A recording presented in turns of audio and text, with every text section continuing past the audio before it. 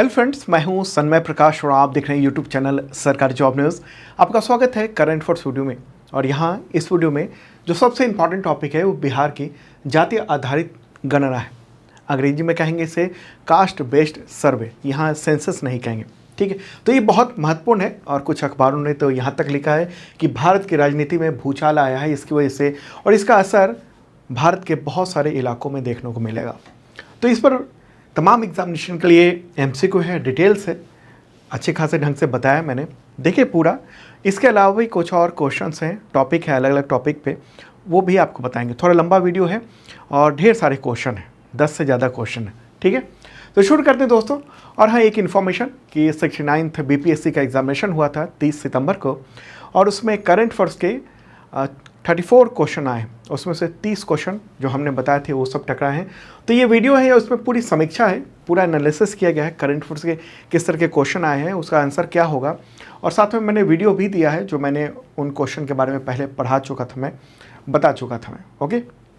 तो देखिएगा ज़रूर, इस वीडियो के डिस्क्रिप्शन में इसका लिंक दिया हुआ है।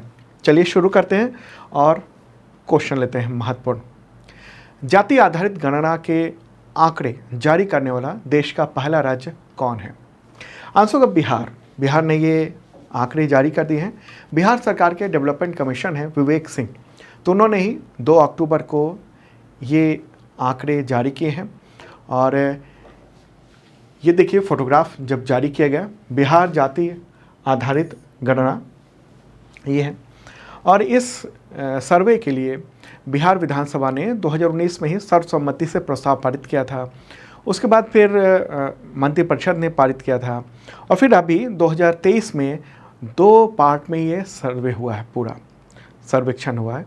और इसमें तमाम जो जातियां हैं उन सब की आबादी, धर्म के आधार पर आबादी, सामाजिक और आर्थिक स्थिति के आंकड़े जुटाए गए हैं और आंकड़े जारी किए गए हैं, ठीक है। तो वर्तमान में जातीय, धार्मिक, वर्ग की आबादी, इन सब का आंकड़ा जारी किया गया है। और कुछ जो आंकड़ा है, जैसे जो आर्थिक आंकड़ा है, वो हालांकि बाद में जारी किए जाएंगे, ठीक है। तो महत्वपूर्ण मुद्दा है। कुछ जो बेसिक बातें हैं वो मैं आपको बता देना चाहता हूँ, क्योंकि इससे रिलेटेड भी क्वेश्चन कई बार पूछे जाते हैं, ठीक है। तो देश में पिछली बार जातीय गणना कब हुई थी? तो 1931 में हुई थी। ब्रिटिश इंडिया के दौरान, जब ब्रिटिश शासन था भारत पर, उस दौरान जातीय गणना हुई थी। और इसके बाद जनगणना में, यानी सेंसस में, जो केंद्र सरकार करवाते हैं, तो उसमें जातिगत आबादी का आंकड़ा नहीं जुटाया गया था।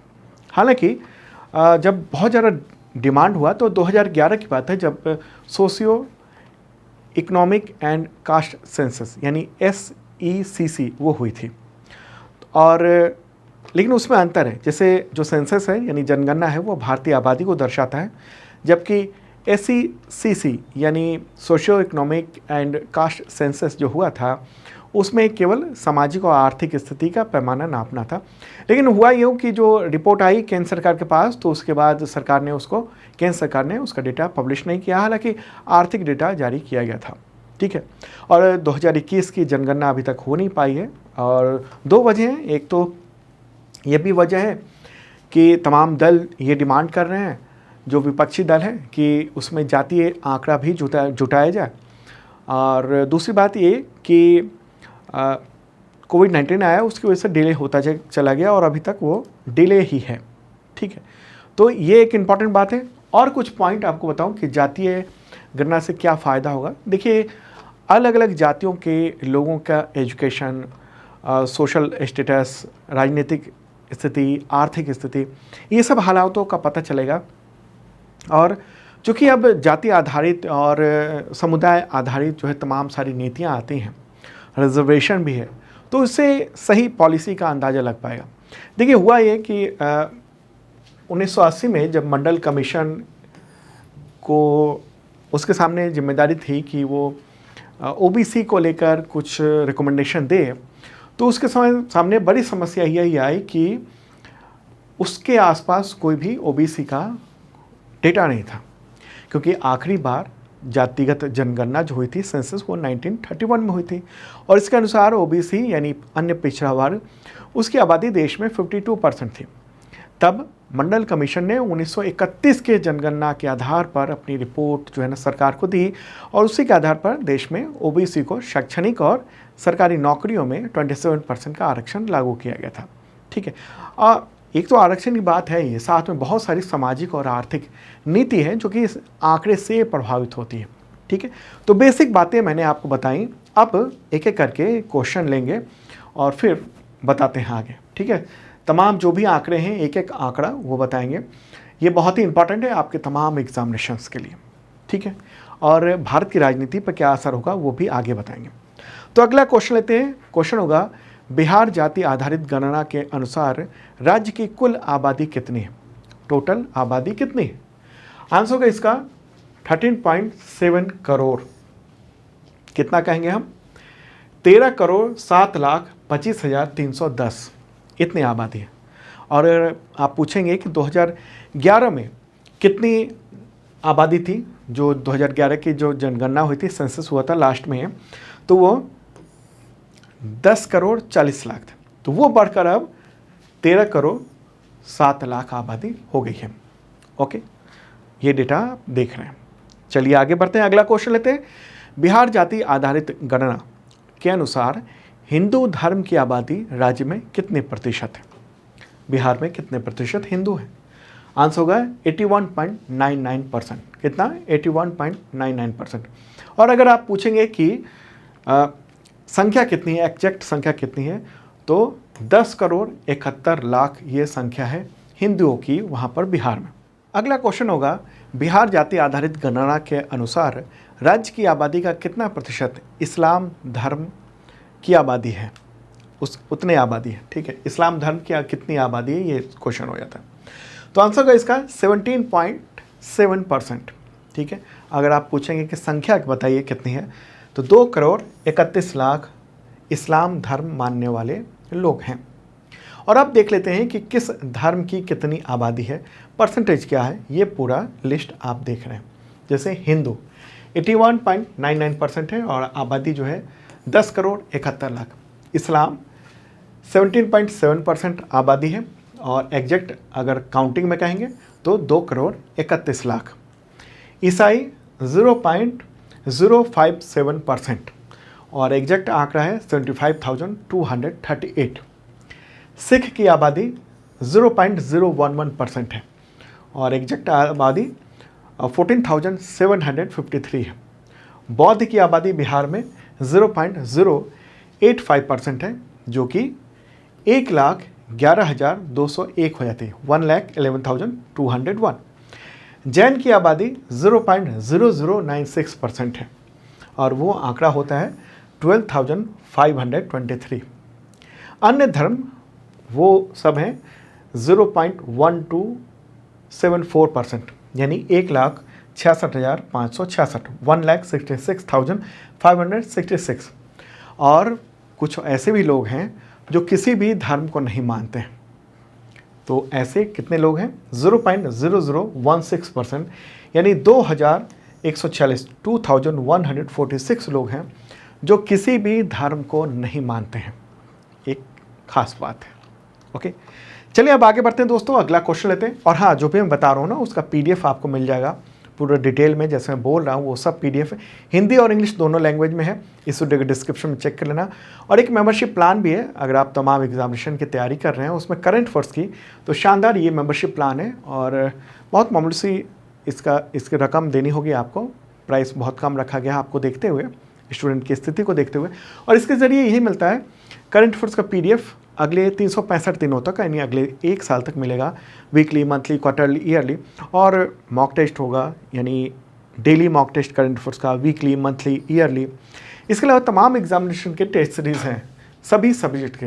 ओके, तो देख सकते हैं आप, इस वीडियो के डिस्क्रिप्शन में चेक कर लेना, आपके बहुत काम आएगा।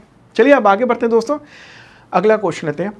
बिहार जाति आधारित गणना के अनुसार राज्य में अति पिछड़ा वर्ग यानी EBC का कितना प्रतिशत, उसकी कितनी प्रतिशत आबादी है? ठीक है, EBC की एक्सट्रीमली बैकवर्ड क्लास, तो इसका आंसर होगा 36.01%, बहुत बड़ी आबादी। ओके, अगर संख्या आप पूछेंगे तो वो होगा 4,70,00,000। एग्जैक्ट संख्या 4,70,80,514 ये आबादी है अति पिछड़ा वर्ग की, EBC कहेंगे। एक और क्वेश्चन लेते हैं, फिर और बताएंगे आपको अलग अलग कैटेगरी के अनुसार। तो क्वेश्चन होगा अगला, बिहार जाति आधारित गणना के अनुसार राज्य में पिछड़ा वर्ग यानी बैकवर्ड क्लास BC, उसकी जनसंख्या कितना प्रतिशत है टोटल आबादी का बिहार के? आंसर का 27.12%। और अगर आप एग्जैक्ट नंबर देखना चाहते हैं तो 3,54,00,000 ही आबादी हुई। ओके, आगे बढ़ते हैं, अगला क्वेश्चन लेते हैं। बिहार जाति आधारित गणना के अनुसार राज्य की कुल आबादी का कितना प्रतिशत अनुसूचित जाति यानी शेड्यूल्ड कास्ट उसकी आबादी है? आंसर का 19.65%। ठीक है, और एग्जैक्ट आबादी कितनी कहेंगे? 3,54,00,000 ये आबादी है अनुसूचित जाति की। ठीक है, आगे बढ़ते हैं, अगला क्वेश्चन लेते हैं। बिहार जाति आधारित गणना के अनुसार राज्य की कुल आबादी का कितना प्रतिशत अनुसूचित जनजाति है यानी शेड्यूल्ड ट्राइब कहेंगे? आंसर को 1.68%। कितना? 1.68%। और एग्जैक्ट आंकड़ा जो होगा वो 21,99,000 होगा। ठीक है, ये हुई बात। एक और क्वेश्चन लेते हैं, फिर और डिटेल बताएंगे आपको। बिहार जाति आधारित गणना के अनुसार राज्य की कुल आबादी का कितना प्रतिशत अनारक्षित है? EWS शामिल है। आंसर होगा इसका 15.52%। कितना है? 15.52%। इसमें हिंदुओं की अग्री जाति और मुस्लिम की अग्री जाति ये दोनों शामिल हैं। ठीक है, तो अगर आप पूछेंगे कि एग्जैक्ट कितना नंबर है अनरिजर्व का, तो है 2,02,00,000। ठीक है, और न्यूज़ आप देख रहे हैं, चलिए इसके बारे में आगे बताएंगे। तो यहाँ ये कास्ट का पूरा आप ये आंकड़ा देख रहे हैं। इसमें क्या है, सबसे ज़्यादा जो आबादी है वो एक्सट्रीमली बैकवर्ड क्लास की है, उसके बाद बैकवर्ड क्लास हो गया, पिछड़ा वर्ग हो गया, उसके बाद फिर आता है शेड्यूल कास्ट, और फिर आता है क्या? अनरिजर्व का, उसके बाद है शेड्यूल ट्राइब का। ये आंकड़ा इस तरीके से आप देखिए। ठीक है, अति पिछड़ा वर्ग 36.01%, पिछड़ा वर्ग या कहें OBC, इसको कई जगह OBC लिखा हुआ है लेकिन डॉक्यूमेंट में BC लिखा है यानी बैकवर्ड क्लासेस लिखा हुआ है, तो 27.12%, अनुसूचित जाति 19.65%, अनुसूचित जनजाति यानी ST ये 1.68% और अनारक्षित वो है 15.52% ये टोटल आबादी का। ठीक है, ये जो आंकड़े हैं ना ये महत्वपूर्ण है आपके लिए। ठीक है, और एक कुछ पॉइंट आपको बता दूं नोट करने के लिए कि पिछड़ा वर्ग, बिहार में पिछड़ा वर्ग और अत्यंत पिछड़ा वर्ग उसको एक साथ करेंगे तो केंद्र सरकार में OBC के तौर पर उसको गिना जाता है। ठीक है, तो अगर केंद्र सरकार के नज़रिए से देखेंगे ना वहाँ की, तो पिछड़ा वर्ग प्लस अत्यंत पिछड़ा वर्ग यानी जो केंद्र सरकार में OBC कहलाता है वो 63.14% है OBC। ठीक है, और अगर आप पिछड़ा वर्ग प्लस अत्यंत पिछड़ा वर्ग SC ST इन सब को मिला लेंगे तो 84.48% आता है। ओके, तो मंडल आयोग ने जो 1980 में जो अपनी रिपोर्ट तैयार की थी तो उसमें उन्होंने पूरे देश की आबादी में OBC का हिस्सा 52% बताया था। ठीक है, क्योंकि वो 1931 के आंकड़े के आधार पर उन्होंने ये बात कही थी। उसके बाद से कोई जातिगत आंकड़ा आया ही नहीं था, और उसके बाद से पहली बार है जब जातिगत सर्वेक्षण हुआ है। ठीक है, सेंसस नहीं हुआ है, ये भी महत्वपूर्ण बात है। ठीक है, तो अगर आप सोचेंगे चूंकि ये आंकड़ा आ रहा है तो आरक्षण की भी बात अभी से शुरू हो चुकी है, काफ़ी चर्चा हो रही है। तो अगर देखेंगे कि कितना परसेंट जो है ना वो आरक्षण मिल रहा है, ये तो केंद्र सरकार के जो नौकरियां हैं उसमें 27% है आरक्षण। बिहार के जो OBC हैं, OBC में अति पिछड़ा और पिछड़ा वर्ग दोनों शामिल हैं। लेकिन अगर बिहार की नौकरियों की बात करेंगे और एजुकेशन की बात करेंगे तो बिहार में अति पिछड़ा वर्ग को 18% का आरक्षण मिल रहा है, पिछड़ा वर्ग को 12% का आरक्षण मिल रहा है। तो अगर आप देखेंगे पिछड़ा वर्ग प्लस अत्यंत पिछड़ा वर्ग तो ये 30% के आसपास ये आरक्षण मिल रहा है। और हिंदू अग्रणी जातियों की बात करेंगे कितनी है एग्जैक्ट में, आगे हम बताएंगे अलग अलग जातियों की, तो वो 11.6% है। और पिछड़ी जातियाँ यानी ओबीसी को दोनों को मिला लें तो 63.1% ये आंकड़ा है। ठीक है, अब आप देख रहे हैं एक न्यूज़ भी मैं दिखा देना चाहता हूँ। यहाँ पर मेरे बगल में आप न्यूज़ देख रहे हैं द हिंदू में, कि अब जो है ना नेशन वाइड कास्ट सेंसस की डिमांड होने लगी है। और इंडिया ब्लॉक जो है ना, यानी इंडिया नाम से जो गठबंधन है, उसने एक डिमांड कर दी है कि नेशन वाइड कास्ट सेंसस होना चाहिए। जो 2021 वाला कास्ट सेंसस होना था, आगे जो होने वाला है वो अगले लोकसभा चुनाव के बाद ही होगा, ऐसा लग रहा है 2024 के बाद ही हो पाएगा। तो उसमें ये कहा जा रहा है इंडिया ब्लॉक की ओर से, गठबंधन की ओर से, कि उसमें नेशन वाइड कास्ट सेंसस होना चाहिए। ठीक है, अब उसका असर क्या होगा आगे मैं और आगे बताऊंगा, महत्वपूर्ण बात है ये सब। चले आगे बढ़ते हैं, अगला क्वेश्चन लेते हैं। बिहार जाति आधारित गणना के अनुसार राज्य में किस जाति की जनसंख्या सबसे ज़्यादा है? हाईएस्ट पॉपुलेशन किस कास्ट की है बिहार में? आंसर का यादव। ठीक है, और कहेंगे कितना, तो 14.26% है। टोटल बिहार में जितनी आबादी है उसका यादव है 14.26%। और एग्जैक्ट आंकड़ा कहेंगे ना तो 1,86,00,000 आबादी है। ठीक है, तो दोस्तों आप देख लेते हैं कि किस जाति की कितनी आबादी है बिहार में। ठीक है, तो सबसे ज़्यादा आबादी मैंने पहले क्वेश्चन बताया था यादव की है 14.26%, और टोटल आबादी है 1.86 करोड़। उसके बाद स्थान आता है रविदास का। रविदास की आबादी है टोटल में 5.2%, और एग्जैक्ट नंबर कहेंगे तो 68.69 लाख है। उसके बाद स्थान आता है कुशवाहा यानी कोयरी का, ये 4.2% आबादी है टोटल आबादी का, और एग्जैक्ट संख्या 55 लाख से कुछ ज़्यादा है। फिर स्थान आता है ब्राह्मण का, 3.65% आबादी है ब्राह्मणों की बिहार में, और एग्जैक्ट नंबर है 47,81,000। फिर स्थान आता है राजपूत का, 3.45% आबादी है, और एग्जैक्ट नंबर 45.1 लाख है। फिर मुसहर की आबादी है 3.08%, और एग्जैक्ट आबादी होगी 40,35,000। उसके बाद फिर कुर्मी की आबादी है 2.87%, और एग्जैक्ट नंबर है 37,62,000। उसके बाद भूमिहार की आबादी है 2.86%, और एग्जैक्ट नंबर होगा 37.5 लाख। ओके, फिर मल्लाह की आबादी है 2.6% है, और एग्जैक्ट नंबर होगा 34,10,000। फिर बनिया की आबादी 2.31%, और एग्जैक्ट नंबर होगा 30,26,000। ओके, फिर आगे बढ़ते हैं, और कानू उनकी आबादी है 2.21%, और एग्जैक्ट आबादी हम कहेंगे 28,92,000।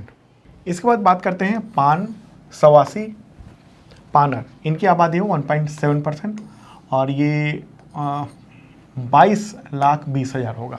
ठीक है, उसके बाद है प्रजापति कुम्हार, ये 1.4% है, और 18 लाख से ज़्यादा आबादी है इनकी। फिर बढ़ई की है आबादी 1.45%, 18,95,000 आबादी है। पासी की आबादी है 0.98%, और एग्जैक्ट आबादी कहेंगे हम 12.88 लाख। फिर कायस्थ है, मतलब काफ़ी बहुत सारी जातियों का ये आंकड़ा दिया गया है, 200 से ज़्यादा जातियों का, लेकिन जो कुछ बता रहा हूँ मैं, कायस्थ की 0.6% है, और टोटल आबादी नंबर में 7,85,000 है। ठीक है, और फिर अलग अलग इस मुस्लिम में मोमिन यानी जुल्हा अंसारी, इनकी आबादी है 3.54%। ओके, तो ये मुख्य जो चीज़ें थी वो आपने देखी, जो कौन कौन सी जातियां हैं जिनकी आबादी लगभग कितनी है, मतलब 1% से ज़्यादा जो आबादी है वो सब मैंने आपको लगभग दिखा दिया। ठीक है, अब यहाँ पर आप न्यूज़ देखिए, इंडियन एक्सप्रेस में है और तमाम बहुत सारे अखबारों में ये सब है Bihar data can reopen debate on Supreme Court's 50% quota ceiling on in 1992। कहने का मतलब ये है कि हर बार ये जो 50% का जो आंकड़ा लगाया गया ना, इससे ज़्यादा नहीं बढ़ पाया जो इधर के राज्य उत्तर भारत में, क्योंकि ये कहा गया कि आंकड़े कहाँ पर हैं, ठीक है। और सुप्रीम कोर्ट ने एक बैरियर लगाया था। हालांकि उसके बाद तमिलनाडु और कई ऐसे राज्य हैं जहाँ पर 50% से ज़्यादा है, 60% से भी ज़्यादा आरक्षण है। यहाँ तक कि जो EWS है, जो जनरल कैटेगरी के लोग हैं, अनारक्षित लोग हैं, उनको EWS दिया जा रहा है, तो 10% है आबादी, 10% वो आरक्षण है, ठीक है। तो अब जो पूरा मामला है ना, वो डिबेट बढ़ गया है कि जो आबादी है टोटल में से, तो यहाँ पर मुद्दा यही बन रहा है कि OBC की आबादी 63.14% है और केंद्र में 27% आरक्षण मिल रहा है। एक डिबेट जो पुराना था वो अब उभर के सामने आ रहा है। एक और बात सामने आ रही है कि कर्नाटक और छत्तीसगढ़, उस सब ने भी सर्वेक्षण करवाया था और अब वहाँ भी उनकी सरकारों में भी ये दबाव है कि वो भी जाति आधारित जो सर्वे है वो जारी करें। कर्नाटक के बारे में सूचना आ रही थी कि वो जारी हो सकता है वो आंकड़ा, ठीक है। तो अब जो पूरी जो हालात हैं, जो ये डिमांड होने लगी है कि जिसकी जितनी आबादी उसका उतना हिस्सा होना चाहिए। डिबेट यहाँ से भी शुरू हुआ, जो एक भाषण दिया गया राहुल गांधी के द्वारा, उसमें कहा गया कि भाई जो केंद्र सरकार में सेक्रेटरी पोस्ट है वहाँ पर बहुत कम, ना के बराबर OBC जाति के जो सेक्रेटरी हैं वो सब हैं, ओके। तो इस वजह से ये जो देखने को मिल रहा है, अब एक नया पॉलिटिकल जो टर्न है ना वो होने वाला है आगे आने वाले वक्त में, और इसको देखा जा रहा है। तो तमाम देश भर के अखबार जो है ना, उसका कवर पेज, फ्रंट पेज तो इस खबर से ही भरा हुआ है। तो ये एक इम्पॉर्टेंट मुद्दा था, इसलिए काफ़ी डिटेल में मैंने आपको ये सब कुछ बताया। और अब चलते हैं आगे दोस्तों, अगला क्वेश्चन लेते हैं, आगे बढ़ते हैं। और शास्त्र रामानुजन पुरस्कार 2023 के लिए किन्हें चुना गया, किसे? आंसर होगा रुई किस यांग झांग, ठीक है, रुई किस यांग झांग। तो उनको ये शास्त्र रामानुजन पुरस्कार 2023 के लिए चुना गया और ये अवार्ड उनको दिसंबर में दिया जाएगा, शास्त्र यूनिवर्सिटी के द्वारा दिया जाएगा। और ये सम्मान मैथमेटिक्स में बेहतरीन योगदान के लिए दिया जाता है, ठीक है। तो इम्पॉर्टेंट बात है। इस अवार्ड की शुरुआत हुई थी 2005 में, ठीक है। चलिए आगे बढ़ते हैं, अगला क्वेश्चन लेते हैं। भारत में किस क्रांति के जनक डॉक्टर MS स्वामीनाथन का निधन हो गया है 28 सितंबर 2023 को? आंसर होगा हरित क्रांति। हरित क्रांति के जनक माने जाते हैं। तो ये बहुत ही महत्वपूर्ण क्वेश्चन हो जाता है आपके एग्जामिनेशन के लिए। MS स्वामीनाथन, उनका जन्म हुआ था 1925 में और डेथ हुई है 2023 में 28 सितंबर को, ओके। तो हरित क्रांति के जनक ये कहा जाता है कि उन्हीं के वजह से भारत जो है ना वो अन्न उगा पाया इतनी ज़्यादा और एक्सपोर्ट कर पा रहा है। उससे पहले, हरित क्रांति से पहले हमें अमेरिका और तमाम दूसरे देशों पर अनाज के लिए डिपेंडेंट रहना पड़ता था, ठीक है। 98 ईयर के थे, उनका निधन हो गया। और इनको ढेर सारे अवार्ड भी मिल चुके हैं। उससे पहले बताऊं कि 1960 में जो अकाल के हालात हुए थे, उस समय डॉक्टर स्वामीनाथन ने अमेरिकी साइंटिस्ट नॉर्मन बोरलॉग और अन्य कई साइंटिस्टों की मदद से गेहूं और चावल की अधिक उपज वाली जो किस्में हैं उसके बीज डेवलप किए थे। और भारत में जो क्रांति आई, हरित क्रांति, उसने कमाल कर दिया, ठीक है। कौन कौन से अवार्ड इनको मिल चुके हैं वो भी देख लेते हैं एक एक करके।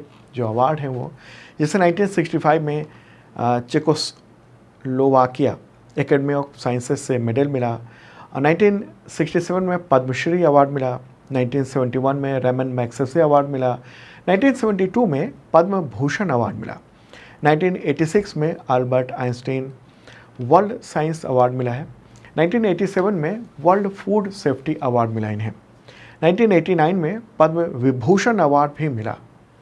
जो भारत का दूसरा सर्वोच्च नागरिक सम्मान है वो भी मिल चुका था इनको। 1991 में टाइलर अवार्ड इनको मिल चुका है। तो एक महत्वपूर्ण पर्सनालिटी, तो ये तो महत्वपूर्ण हो जाता है क्वेश्चन आपके एग्जामिनेशन के लिए।